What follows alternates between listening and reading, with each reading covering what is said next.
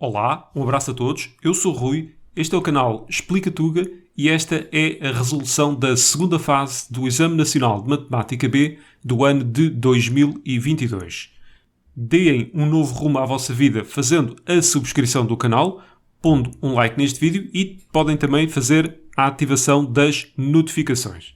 Sem mais demoras, vamos dar então início à resolução do exame. Questão número 1. Que é dada para quem souber usar bem a máquina de calcular. A Inês está a fazer um plano de treinos que inclui corrida. Em cada treino de corrida, utilizou uma aplicação para obter a distância percorrida e a energia gasta.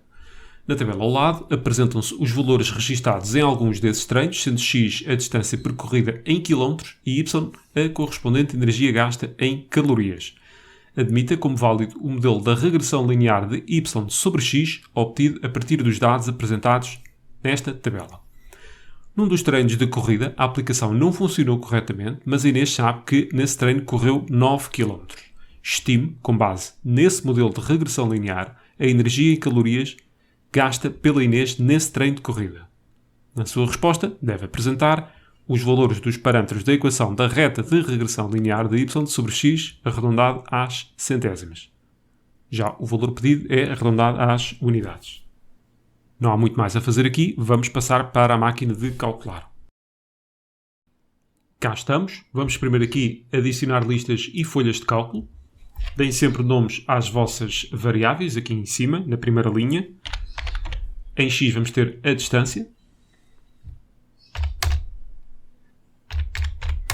Agora é só transcrever aquela tabela toda.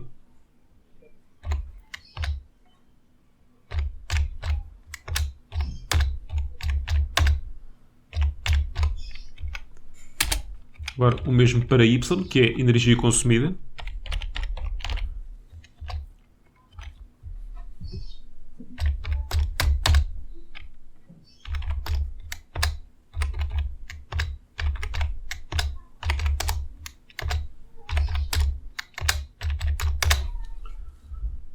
Próximo passo, vamos selecionar aqui uma célula vazia.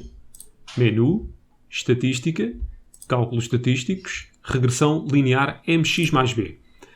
A vantagem de dar nomes às variáveis é porque é mais fácil identificar a lista x e y. Em x temos distância, em y temos energia. Ele vai guardar a reta de regressão linear em F1. Fazer OK. Bem, isto já chegava para responder à pergunta, mas se temos a máquina de calcular, por que não usar todas as suas potencialidades? Vamos abrir aqui um gráfico. Ele guardou a reta de regressão linear em F1, por isso vou carregar na seta para cima para ir para F1. Não se vê nada de jeito, mas não se preocupem para já. Vamos aqui a Menu, Introdução, Edição de Gráficos, Gráfico de Dispersão. Aqui em X vamos carregar aqui na tecla Variáveis e escolher Distância. E em Y a mesma coisa, mas vamos pôr Energia. Ainda não se está a ver os pontos, não se preocupem mais uma vez. Vamos aqui à janela Zoom e aqui ao Zoom Dados. Neste momento estamos a ver aqui bem a nossa reta de regressão linear e também os pontos. Vamos então concluir o exercício. Nós queríamos saber o consumo de energia para uma prova de 9 km. Então é só ir aqui a Menu, Traçar, Traçado do gráfico. Vamos carregar no 9 e outra vez no Enter para ele criar ali aquele ponto. Depois podemos carregar no Escape para ele retirar ali aquela seleção. Vou só arrastar aqui um bocadinho o ponto mais para baixo. E já agora fazer o arredondamento como eles querem, que é um arredondamento às unidades. Vamos pousar aqui a mão e carregar na tecla menos até termos as casas decimais que queremos. Está feito. Vou então apenas copiar o gráfico. Vamos então escrever a nossa reta de regressão linear, arredondando os parâmetros às centésimas. Nós podíamos partir diretamente daqui, ou seja, não era necessário visualizar a reta de regressão linear e os pontos. O declive 65,56. Ordenada na origem 17,1. 27. Para chegar às 607 calorias, bastava substituir o x por 9.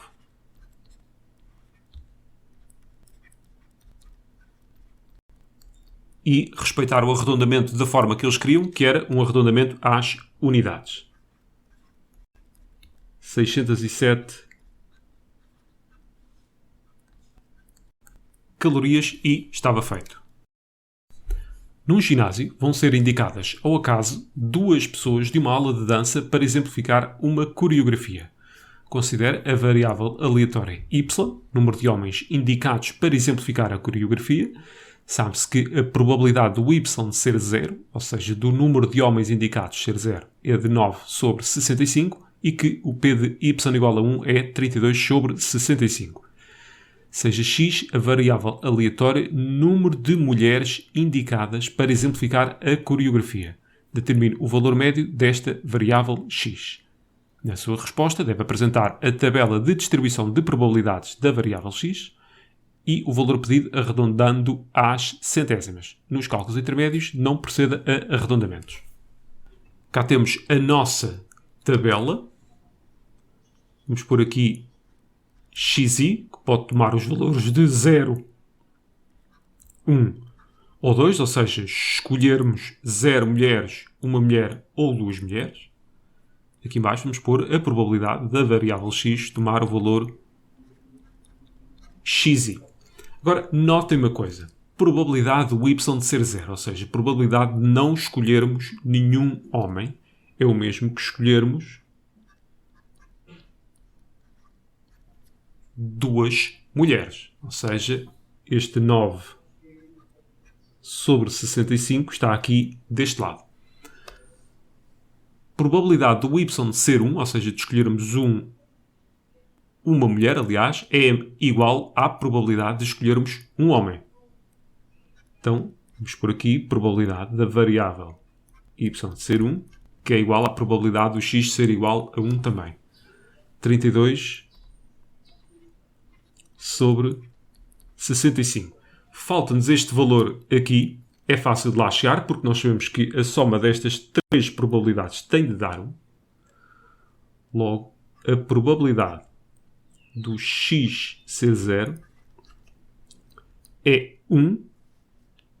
Bem, o 1 podemos pôr 65 sobre 65.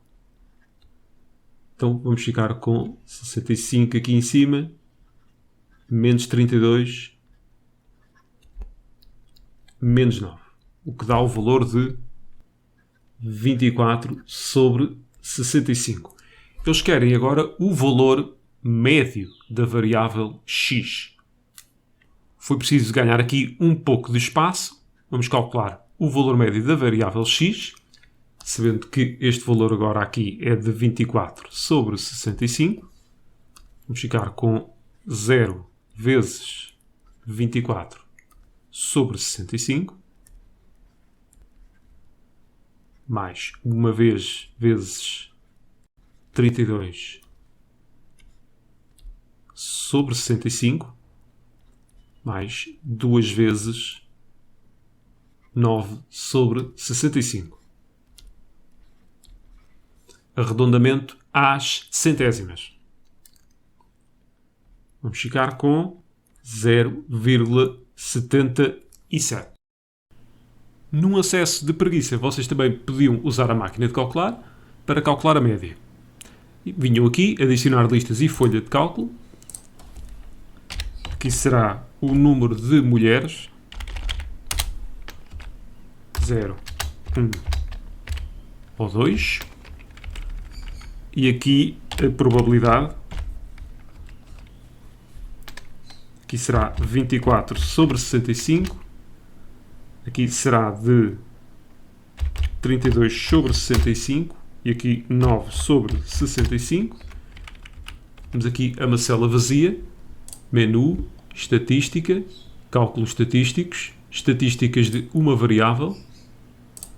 Ok, aqui vamos escolher mulheres, aqui probabilidades e cá está ali o nosso 0,77. Na minha opinião, dava mais trabalho fazer isto do que a outra alternativa, mas também podia ser feito.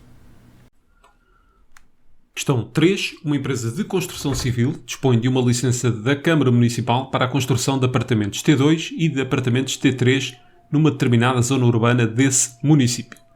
Cada apartamento T2 vai ser vendido por 150 mil euros e cada apartamento T3 por 250 mil. A licença da Câmara Municipal obriga ao cumprimento das seguintes condições. O número de apartamentos T2 construídos não deve exceder o dobro de apartamentos T3. O número de apartamentos T3 não deve exceder o triplo do número de apartamentos T2. E o número total de apartamentos não deve exceder 60. Determine o valor máximo que a empresa poderá receber em euros com a venda de todos os apartamentos construídos. Na sua resposta, designe por X o número de apartamentos T2 e Y o número de apartamentos T3 a construir pela empresa. Temos de apresentar a função objetivo, as restrições, uma representação gráfica referente ao sistema de restrições e o valor pedido. Eu vou começar pela função objetivo. Eu costumo usar um L de lucro, mas aqui não se trata de um lucro. É o valor vendido máximo. Então vamos receber 150 mil por cada T2, que é o X.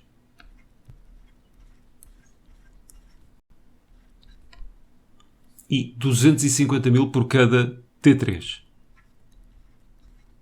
que é o nosso Y. Agora vamos passar cada um destes tópicos para linguagem matemática. Mas sem antes não esquecer aqui uma coisa, que não faz sentido falarmos em número de apartamentos T2 vendidos negativo e o mesmo se passa relativamente a Y. Sendo assim, no primeiro tópico, o número de apartamentos T2 não deve exceder o dobro do número de apartamentos T3. Isto escreve-se exatamente da mesma maneira que se lê. Ou seja, os T2, que é o X, não devem exceder, ou seja, tem de ser menor ou igual do que o dobro do número de apartamentos T3. Ou seja, menor ou igual do que o 2Y.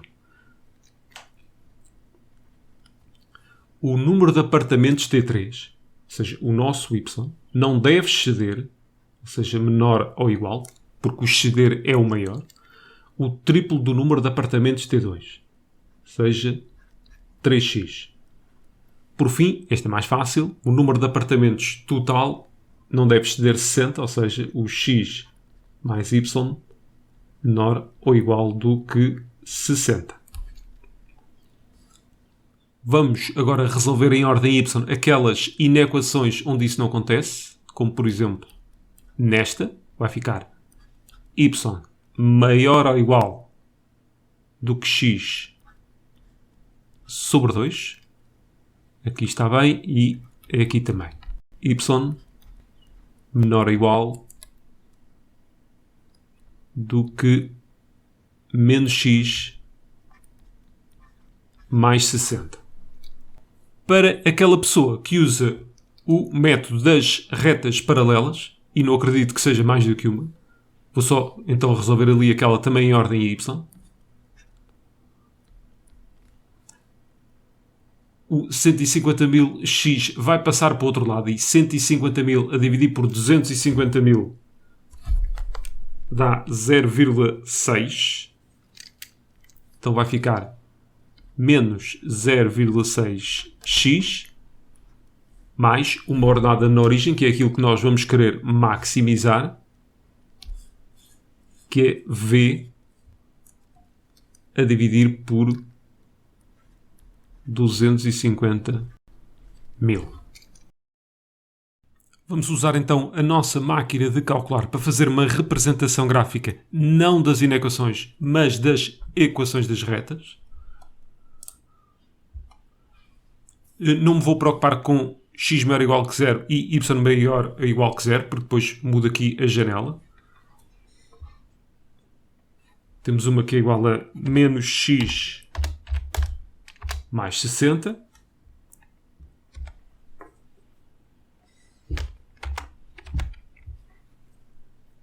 X sobre 2.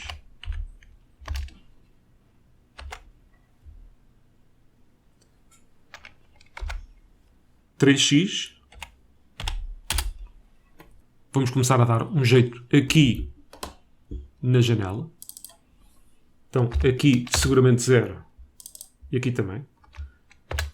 Reparem que o outro tem ordenada na origem de 60, por isso se calhar vamos pôr até 100 para se ver melhor.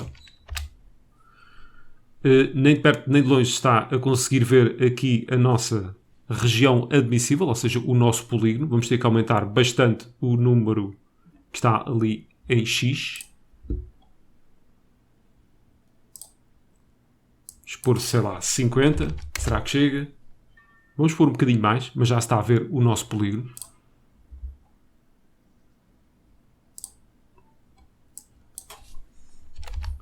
Vamos pôr aqui 70. Afastar daqui isto para não estorvar.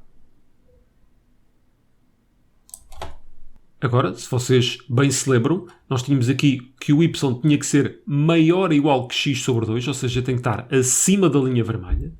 E no que respeita às outras duas, tinha que estar do lado de baixo. Era tudo com menores ou iguais. Acima da vermelha e abaixo da azul e da preta, estes 3 pontos fazem o nosso polígono. Ou seja, que neste caso é um triângulo. Vamos ver então as interseções entre a preta e a azul e a vermelha e a azul. Menu, analisar gráfico, interseção. Então, azul, preta. Cá está. E agora vamos fazer o mesmo com azul, vermelha. Azul, vermelha. Cá estão os valores. Vou só pô-los aqui mais visíveis.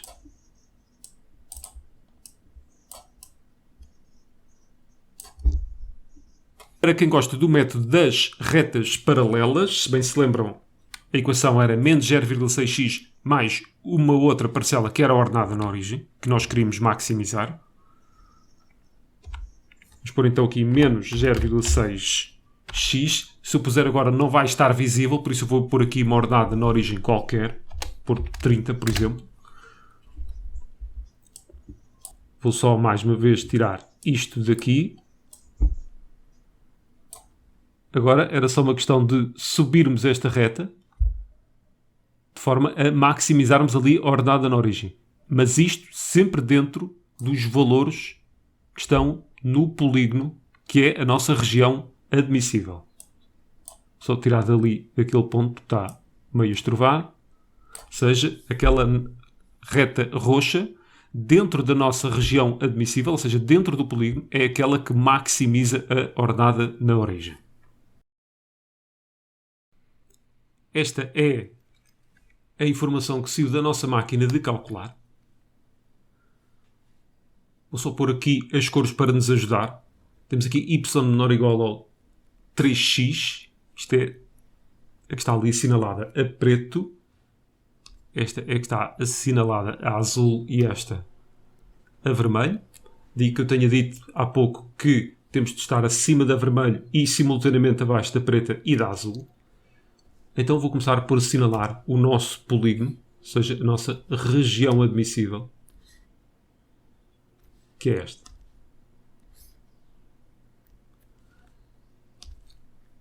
Vou chamar este ponto 1 e este ponto 2. Vamos calcular o valor das vendas para cada um dos pontos. V1. Temos 15 apartamentos do tipo T2 que custam 150 mil cada um. E 45 do tipo T2 que custam 250 mil. Número de vendas dá 13 milhões e meio de euros. Vamos a outro ponto. Claramente dá mais abaixo. Aliás, o método das retas paralelas serve nem que seja para sabermos qual dos pontos é que corresponde ao nosso valor ótimo. Temos 40 vezes 150 mil, mais 20 do tipo T2, que dá um pouco menos 11 milhões e meio. aliás, 11 milhões certos. Em jeito de conclusão, X é o número de apartamentos T2 que vão ter de ser construídos, Y os T3 com um valor de vendas de 13 milhões e meio de euros. Questão número 4. Um agente imobiliário dispõe de 60 apartamentos para arrendar. Devido às flutuações do mercado de arrendamento, o agente decidiu fixar o valor das rendas arrendando todos os apartamentos pelo mesmo valor. O agente admite que o mercado de arrendamento satisfaz as seguintes condições. A. Se o valor da renda por apartamento for 0 euros, todos os apartamentos serão arrendados. Faz sentido. Se o valor da renda por apartamento for 3.000 euros, não será arrendado qualquer apartamento. Por fim, a C. Para valores de renda entre os 0 e os 3.000 euros, por cada 50 euros de aumento de renda, será arrendado menos um apartamento. Esta situação foi traduzida para o seguinte modelo linear, em que P é o valor da renda em euros e NP é o número de apartamentos arrendados por P euros. Sempre atenção às unidades. 4.1 mostra que o modelo apresentado satisfaz as 3 condições referidas. Então, se o valor da renda for 0 euros, todos os apartamentos são arrendados. Vamos verificar esta. Isto quer dizer que o N de 0, que é menos 1 sobre 50,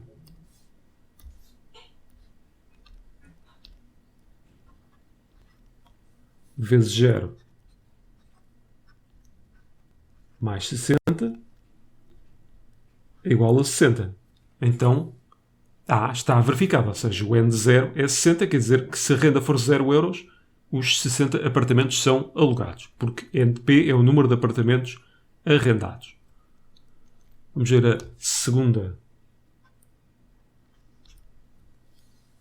condição. Se o valor da renda for 3.000 euros, não será arrendado qualquer apartamento. Vamos ver quanto é que é, então, o N de 3.000 menos 1 sobre 50 vezes 3.000 mais 60, que é de facto 0. Ou seja, o N de 3.000 é 0. Quando a renda é 3.000, 0 apartamentos serão arrendados. A C é um pouco mais melindrosa, que diz o seguinte, que por cada 50 euros de aumento será arrendado menos um apartamento. Então, 50 euros de aumento quer dizer que a renda será P euros mais 50. Bem, o que é o N de 5 e o N de 6, N de 7 por aí fora? É substituir o P, a nossa variável, por 5, 6, 7. Aqui não será diferente. Vamos substituir o nosso P por P mais 50. Foi só isto que fizemos. Vamos fazer agora ali a distributiva. Vai ficar menos 1 sobre 50p mais menos 1 sobre 50 vezes 50 é menos 1. Corrigir ali o sinal. Mais 60. Vou só alterar aqui a ordem das coisas para ficar mais evidente o que está a acontecer.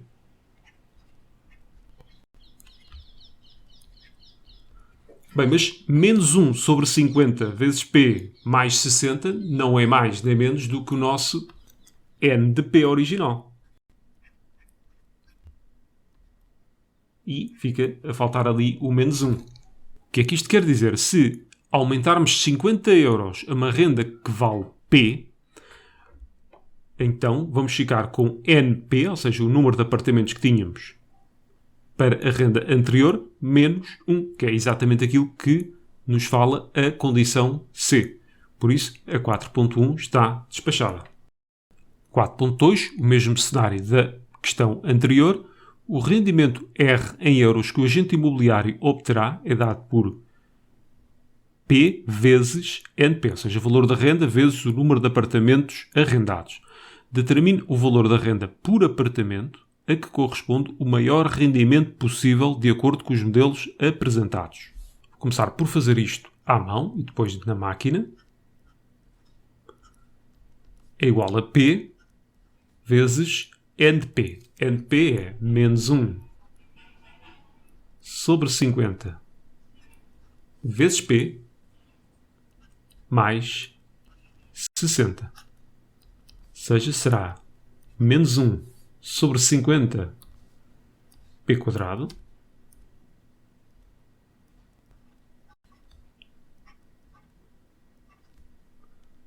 mais 60p. Trata-se de uma função de segundo grau, logo o seu gráfico é uma parábola. Sendo que eles querem o rendimento máximo possível, então isso passa por determinar o máximo da nossa parábola. Sendo que para isso vamos ter de fazer um esboço do gráfico. Para tal, temos de começar por determinar os zeros aqui em cálculo auxiliar.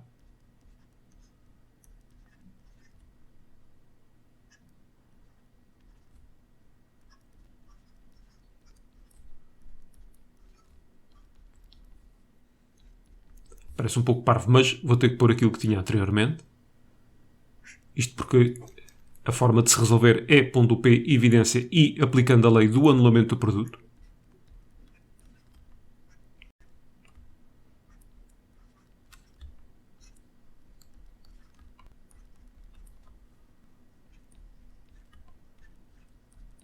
P igual a 0 ou menos 1 sobre 50p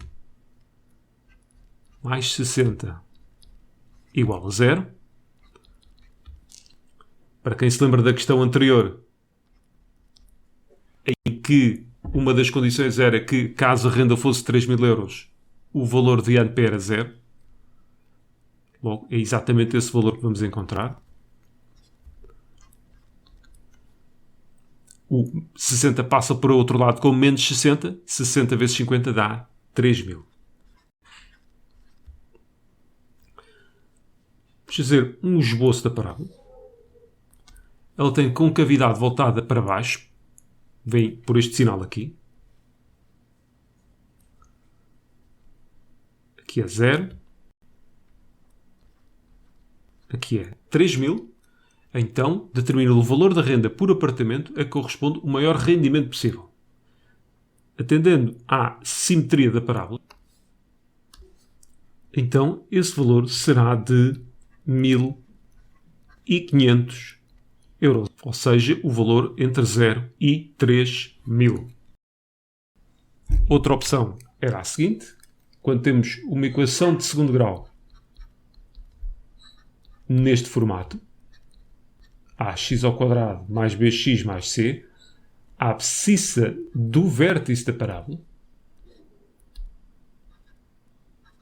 seja, vértice da parábola, é menos b sobre 2a. Fazendo isso para a nossa função, vamos ficar com menos 60, que é o nosso b, e aqui 2a, ou seja, 2 vezes menos 1 sobre 50, que é menos 2 sobre 50. Menos com menos dá mais. Vai ficar 60 vezes, isto porque dividir por uma fração é o mesmo que multiplicar pelo seu inverso, 60 vezes 50 sobre 2, ou seja, os mesmos 1.500 euros. Uma outra opção que tínhamos disponível era a máquina de calcular, por isso vamos aqui a adicionar gráficos. Vamos introduzir aqui a nossa função usando um x em vez de um p.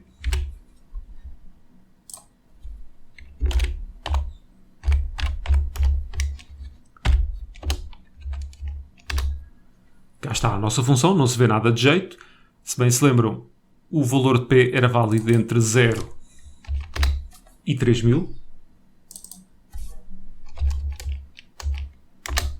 Também não faz sentido pensarmos em rendimento negativo. Agora, o Y, podiam vir aqui a menu, janela, e fazer ajustar. Vou por aqui um valor mais redondo, 50.000. Agora vou só afastar isto aqui. E agora é só ver as coordenadas do vértice da parábola. Analisar gráfico. Máximo. Dar-vos aqui um valor à esquerda, outro à direita, e cá temos as coordenadas do nosso vértice. E aquilo que se queria era a abscissa, ou seja, o valor da renda que torna máximo o rendimento, e esse valor então é de 1.500 euros. Seja f a função que dá altitude em metros de cada ponto de um percurso de 40 km ao longo de uma prova de BTT para cada valor da distância percorrida x em quilómetros. Isto desde o ponto de partida. Aqui, atenção sempre às unidades, ou seja, a f dá altitude em metros em função da distância que está em quilómetros. Temos então ali a nossa função. 5.1 determina a diferença entre as altitudes do ponto de partida e do ponto de chegada da prova de BTT. Então, basta para isso calcular o f de 0, ou seja, a altitude no ponto inicial. Se olharem para aqui, ficamos com 600 metros, porque ali naquele polinómio de terceiro grau que temos entre parênteses, se substituirmos o x por 0, ele anula-se. Vamos agora fazer o f de 40. O percurso é de 40 km. Logo aos 40 km temos a nossa chegada. Ficar com 600 mais 0,004 40 ao cubo menos 50 vezes 40 ao quadrado mais 400 vezes 40 é elevado a 0,01 vezes 40 menos 1, que também dá 600 metros. Não é óbvio sem fazer a conta, mas 40 também é um dos zeros daquele polinómio de terceiro grau. Sendo assim, a diferença entre as altitudes do ponto de partida e do ponto de chegada, bem, não é que faça grande diferença, mas está entre o ponto de partida e de chegada, por isso será f de 0 menos f de 40, que dá 0 metros. Era desconfiar que aqui desse um valor redondo, isto porque o exercício não fala na questão dos arredondamentos nos cálculos intermédios. Vamos mais uma vez refazer o exercício fazendo uso da máquina de calcular. Usem e abusem da vossa máquina. Vamos aqui adicionar gráficos. Agora vamos introduzir aquela função que nos dá a altitude em função da distância.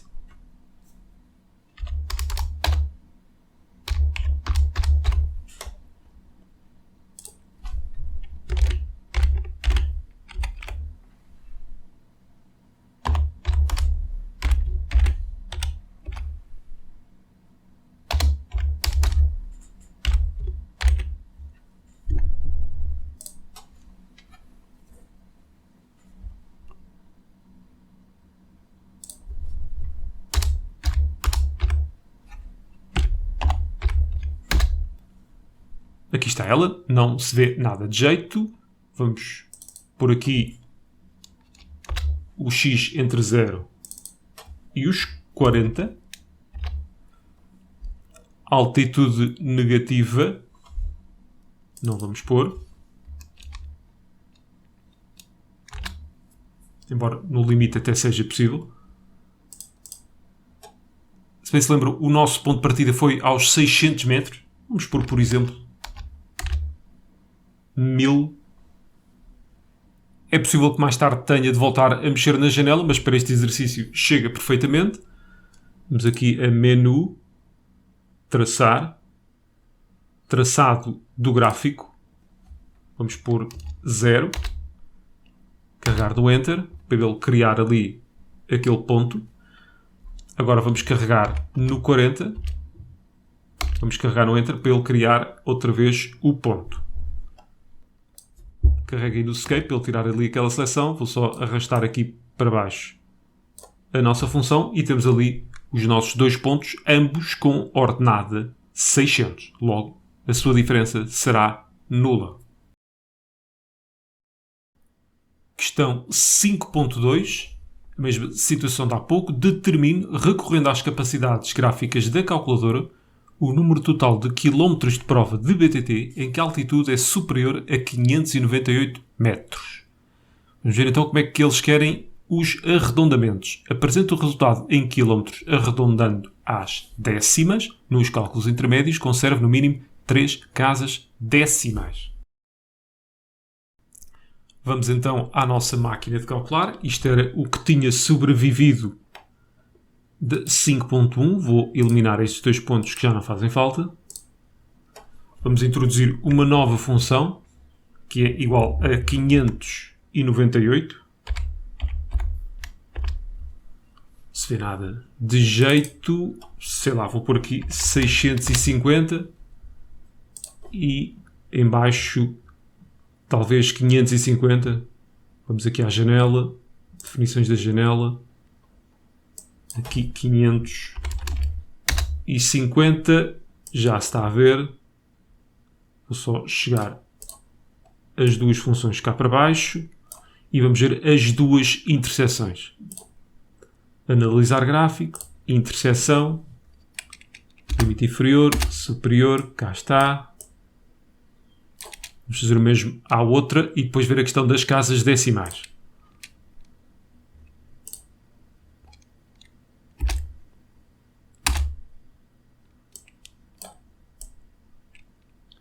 Então, nos cálculos intermédios nós queríamos 3 casas decimais, por isso vamos pousar aqui a mãozinha e carregar na tecla menos até ficarmos com 3 casas.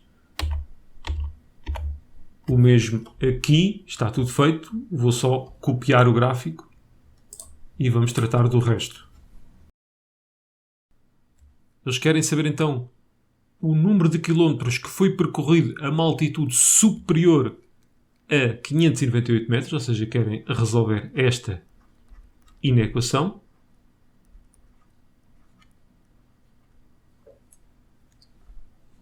E reparem, há aqui um primeiro troço entre o 0 e os 13.344 em que isso foi verdade.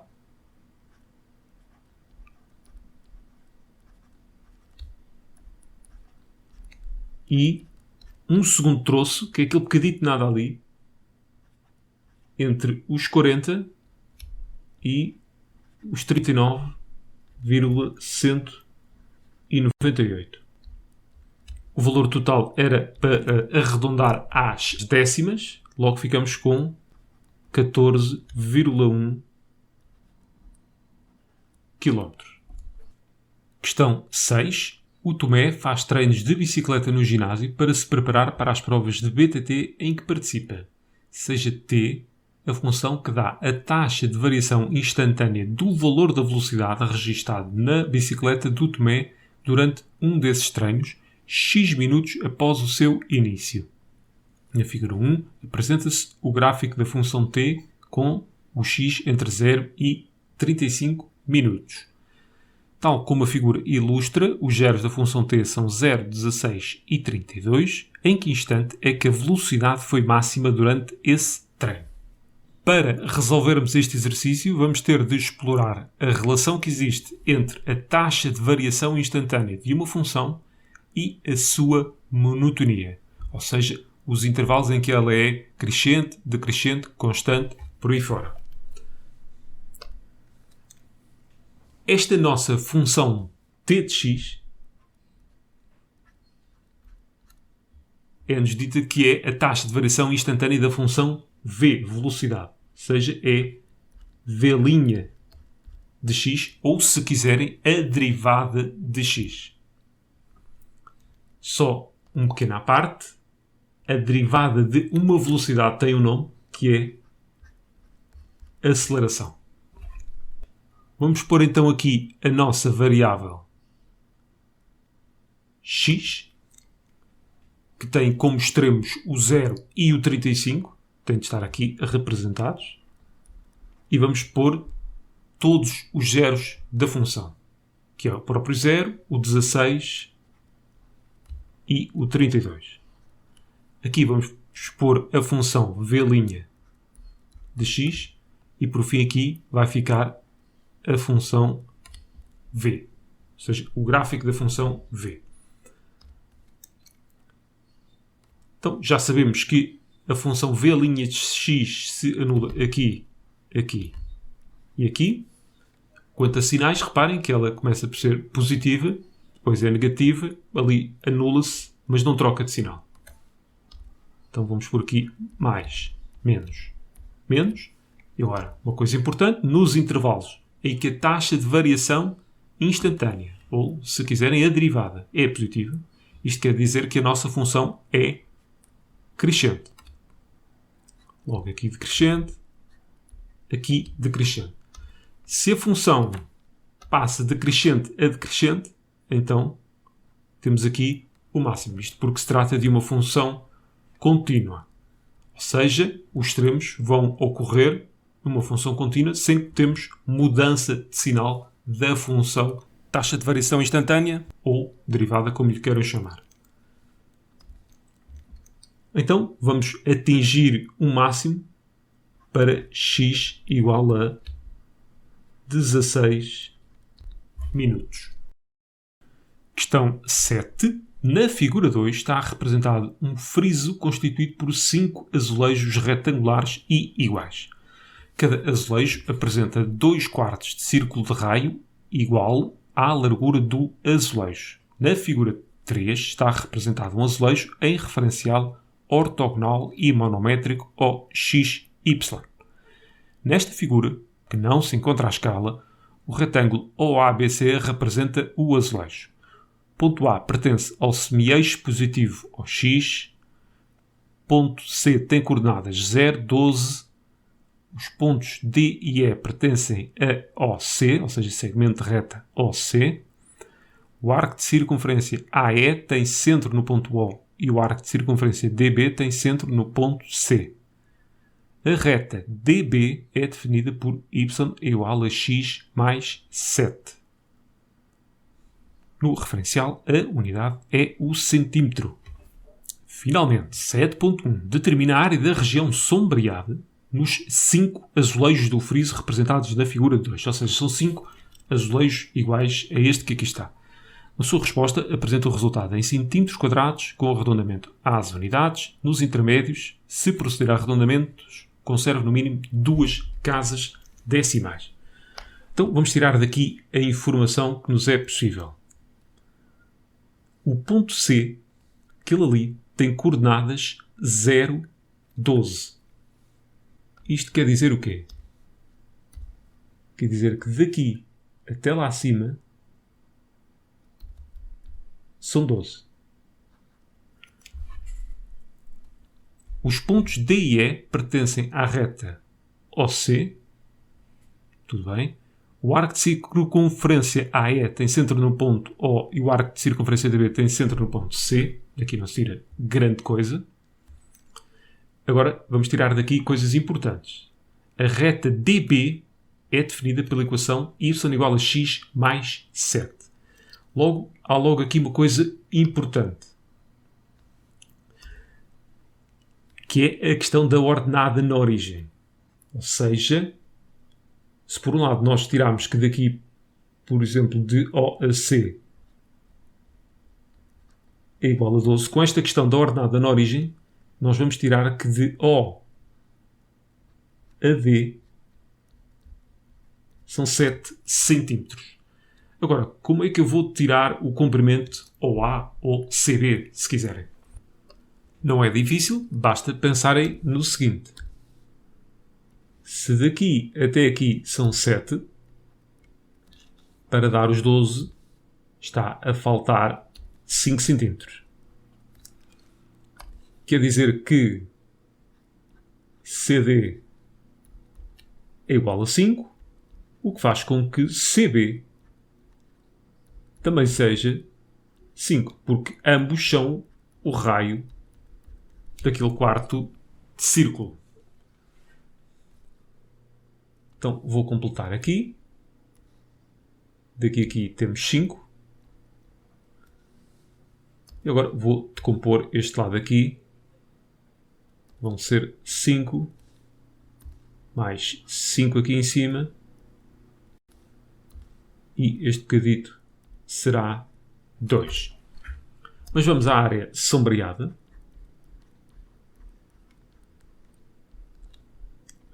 Vou pôr aqui um 5, isto porque se trata de 5 azulejos iguais a estes. Agora, a área sombreada de cada um é a área do retângulo, que é um retângulo de 12 por 5, menos a área daqueles 2 quartos de círculo que estão a branco. 2 quartos de círculo fazem meio círculo. Então vou pôr aqui metade. A área do círculo é dada por π vezes raio ao quadrado. E vou pôr então aqui π vezes o raio é 5 ao quadrado. Tudo isto será igual a 104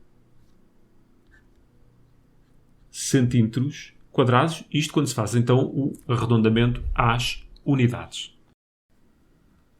Questão 7.2. Na figura 4, os retângulos UPQT, o do lado esquerdo, e RSTQ, o do lado direito, representam os 2 primeiros azulejos do friso. O retângulo RSTQ é o transformado do triângulo UPQT por meio de uma rotação. Identifico o centro e a amplitude dessa rotação. Vamos ver uma coisa. Para que este retângulo se transforme naquele, o nosso U vai ter de vir parar aqui, por exemplo.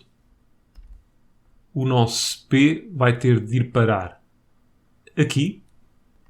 Agora reparem, para que isso aconteça, ele tem que rodar em torno deste ponto, ou seja, do ponto médio do segmento de reta TQ, e tem de fazer uma rotação de...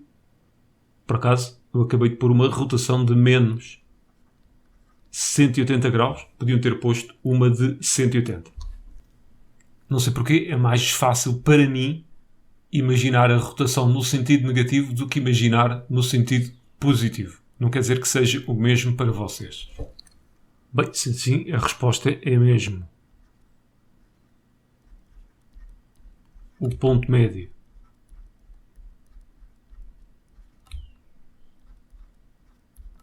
de TQ,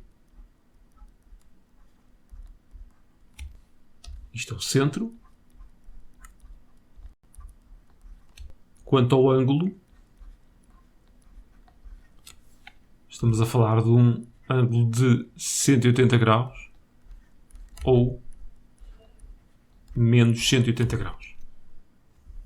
Bem, isto é o máximo que eu consigo fazer para vos explicar melhor. Tem ali o centro de rotação e agora reparem no retângulo do lado esquerdo a rodar em torno daquele ponto 180 graus no sentido negativo. Vai ficar em primeiro assim, se rodar menos 90 graus, se rodar menos 180, fica sobreposto e transforma-se no retângulo que estava no nosso lado direito. Questão 8. Na figura 5, esquematizam-se as 3 primeiras etapas da construção de uma sequência de quadrados. Como a figura ilustra, na etapa 1 considera-se um quadrado inicial de lado L, o quadrado de ordem 1. Na etapa 2, unem-se os pontos médios do quadrado de ordem 1, obtendo-se o quadrado de ordem 2. Na etapa 3, a mesma coisa, unem-se os pontos médios do quadrado de ordem 2, obtendo-se o quadrado de ordem 3. E assim sucessivamente, obtendo-se uma sequência de quadrados inscritos uns nos outros. 8.1 mostra que a área do quadrado de ordem n desta sequência pode ser dada em centímetros quadrados pelaquela expressão. À partida pode não ser imediatamente óbvio, Mas no que respeita às áreas, a área, por exemplo, no quadrado da etapa 2 é metade da área do quadrado da etapa 1. E o mesmo se passando entre a etapa 2 e 3.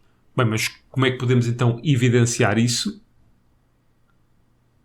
Experimentem fazer aqui esta divisão e facilmente percebem que a área sombreada e a área branca são iguais. Ou seja, isto quer dizer que a área sombreada é metade da área total. Aqui a mesma coisa, se dividirmos este quadrado desta forma, percebemos também que a área sombreada é metade da área deste quadrado. Ou seja, um quadrado que tem a área igual ao quadrado da etapa 2. Sendo assim, temos uma progressão geométrica cuja razão é o meio.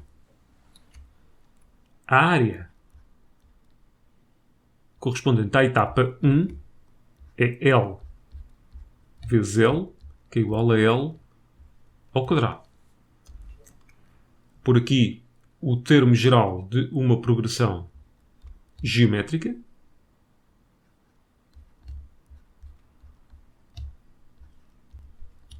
Substituindo por aquilo que nós temos, fica A de n igual a L ao quadrado vezes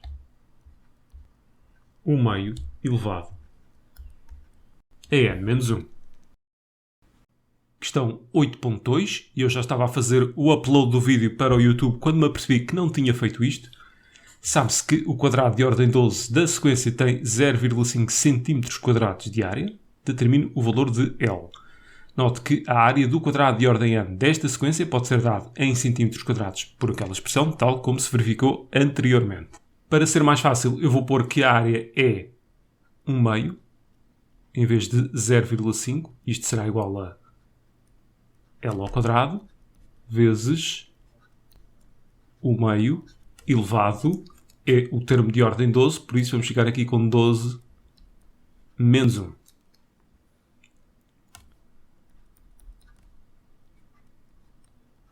O meio é igual a L ao quadrado vezes o meio elevado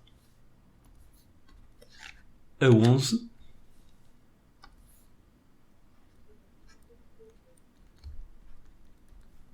Então, agora é só fazer que L ao quadrado é igual a este 1 meio,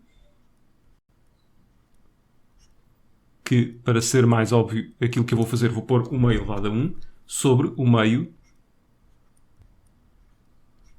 elevado a 11. Aplicando a regra das potências, vamos ficar com 1 meio elevado a 1 menos 11. Ou seja, 1 meio elevado a menos 10. Mas lembrar aqui que 1 meio é o mesmo que termos 2 elevado a menos 1, que por sua vez está elevado a menos 10. A regra das potências manda-nos multiplicar o menos 1 pelo menos 10. E ficamos com 2 elevado a 10. Continuando, L será igual a raiz quadrada de 2 elevado a 10. Eu não ponho aqui mais ou menos raiz quadrada porque a solução negativa não faz sentido no contexto do problema. Mas fazer a raiz quadrada é o mesmo que fazermos 2 elevado a 10 elevado a 1 meio. Então vamos ficar com L igual a 2 à quinta. Ou seja, 32 centímetros. No entanto, quem usasse a máquina de calcular logo a partir deste ponto tinha ficado com L ao quadrado é igual a 1024, sendo que depois era só fazer a raiz quadrada de 1024, que dava também os 32. Neste caso, centímetros. Isto partindo daqui. Questão 9. Nas bucólicas de Virgílio, pode ler-se o seguinte verso: e o Sol duplica declinando as sombras crescentes. A observação que inspira o poeta é feita no final do dia e demora 1/4 de hora. Ou seja, num período de 15 minutos, a sombra projetada no chão duplica de tamanho.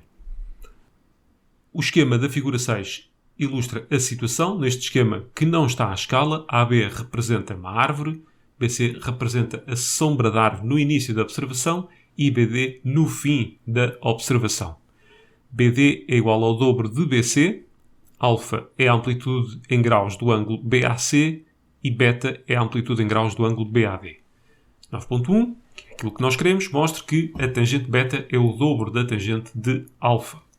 Para não sobrecarregar tanto a notação, vamos chamar a altura da árvore de H e comprimento de BC a A, que é igual ao mesmo de CD. Só tomar aqui nota disso. AB igual a H.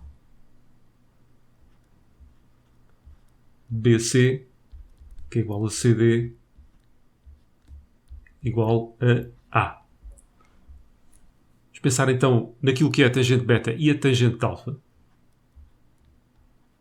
A tangente de beta é igual ao cateto oposto sobre adjacente. Isto diz respeito ao triângulo grande ABD. Basta olhar para aquilo que é o ângulo beta. Então, o seu cateto oposto é 2 vezes A. O seu cateto adjacente é H. Por outro lado, a tangente de alfa, aqui vamos ter de pensar no triângulo mais pequeno, ou seja, no ABC. O seu cateto oposto é A. O seu cateto adjacente também é H. Sendo assim, nós podíamos pensar na tangente de beta da seguinte forma: é 2 vezes o A sobre H, que não é mais do que 2 vezes a tangente de alfa. E está feita a demonstração. Determine a quantos minutos do pôr do sol tem início a observação da duplicação das sombras, admitindo que beta é igual a alfa mais 3,75 graus. Apresente o resultado arredondando às unidades. Em cálculos intermédios, conserve 2 casas decimais. Na sua resolução, tenha em consideração que tangente beta é o dobro da tangente alfa e que o Sol, no seu movimento aparente, percorre um arco de 15 graus por hora. Já agora, de onde é que vêm estes 3,75? Se nós pensarmos que ele percorre um arco de 15 graus por cada hora, então, por 1/4 de hora, teremos 15 graus a dividir por 4, o que dá os 3,75 graus. Bem, pegando nisto que está aqui, tangente beta igual a 2 vezes a tangente de alfa, aquilo que nós queremos resolver, e vai ter de ser resolvido na máquina de calcular, é que a tangente de alfa mais 3,75 graus é igual à tangente, aliás, ao dobro da tangente de alfa. Tome atenção agora a outra coisa importante, porque quando nós formos à máquina de calcular, nós vamos ter de arranjar uma janela para o alfa que faça sentido no contexto do problema. Reparem que o alfa está medido com a vertical e, nesta fase, o Sol encontra-se na fase descendente. Ou seja, está a fazer este movimento. Sendo assim, na pior das hipóteses, estamos ao meio-dia e o alfa é 0. Na pior das hipóteses, o Sol está a pôr-se e o valor de alfa é de 90 graus, ou seja, em que o Sol já está a passar o horizonte. Cá temos a nossa máquina de calcular. Vamos aqui a adicionar gráficos. Uma coisa muito importante, isto porque a máquina está em radianos, precisa de estar em graus. Feito isto, aqui vamos ficar com tangente de x mais 3,75.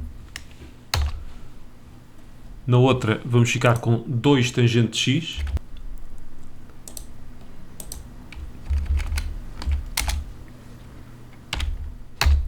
Aqui está. Vamos pôr aqui 0. Vamos respeitar o intervalo que falámos há pouco. Definições de janela. Vamos pôr então entre 0 e 90 graus. Ainda não se está a ver a interseção. Vamos ter que aumentar aqui um bocadinho mais o nosso y. Já chega. Vamos pôr isto com o melhor aspecto. E agora, finalmente, vamos fazer a interseção e depois respeitar as casas decimais. Interseção. Aqui está, nós só precisamos de 2 casas.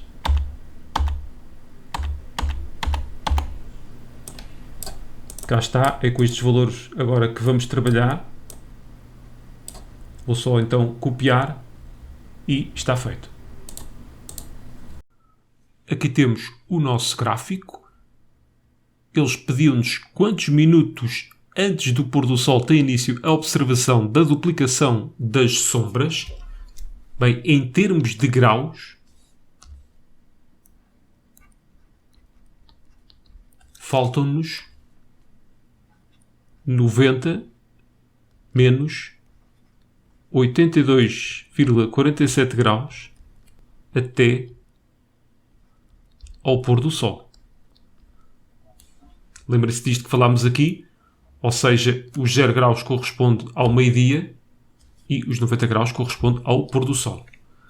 Agora, vamos ter de fazer a conversão disto em tempo, que deverá estar em minutos. 15 graus, se bem se lembram, correspondia a 1 hora, também conhecida por 60 minutos.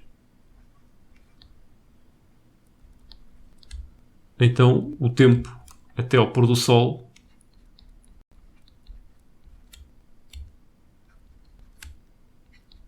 será de 30 minutos. Eles queriam o resultado final com arredondamento às